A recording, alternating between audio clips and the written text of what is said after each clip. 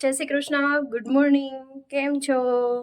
તો અત્યારે 10 વાગી ગયા છે ને મારું હજી કામ ટિફિન જ થયું છે, પ્લેટફોર્મ ક્લીન થયું છે, વાસણ થઈ ગયા છે, બટ આ જો બાકી છે.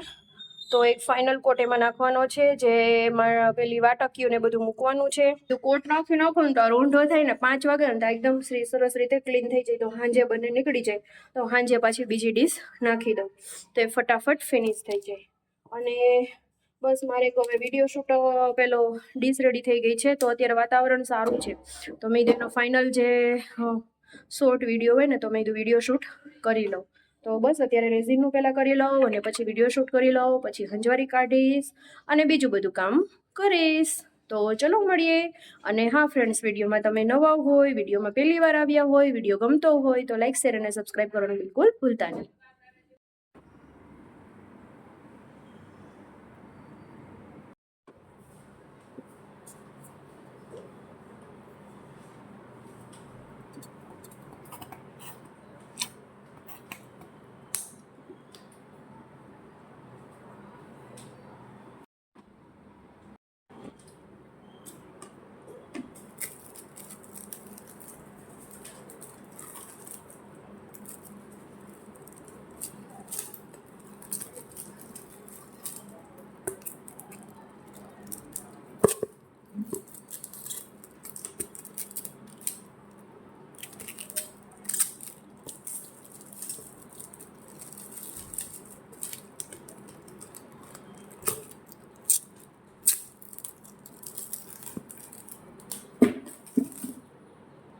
હું કહેતી હતી રેસીપી શૂટ કરું છું, મારું સેટઅપ છે અને અહીંયા મિશ્રણ મેં રેડી કરી દીધું છે.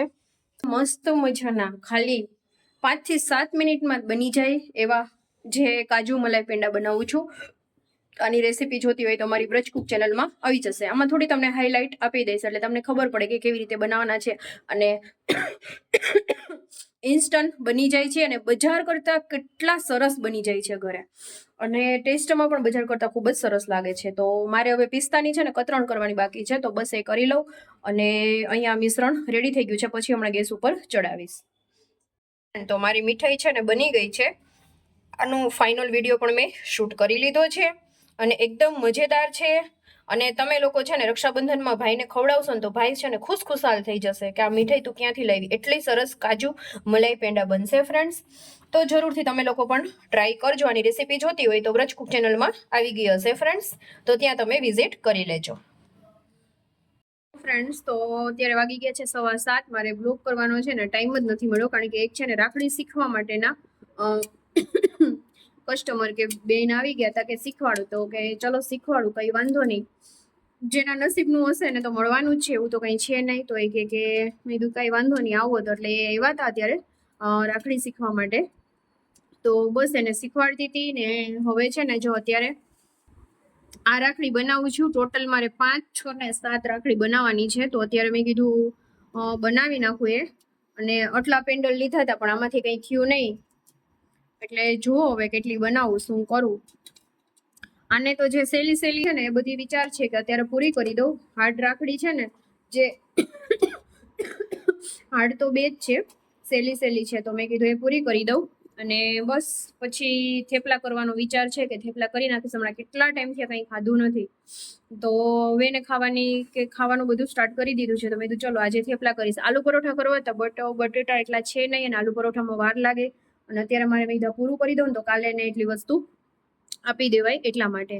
તો ચલો હવે ફટાફટ એટલું જે છે પૂરું કરી દઉં અને પછી તમારી સાથે પાછી ગપચપ કરીએ.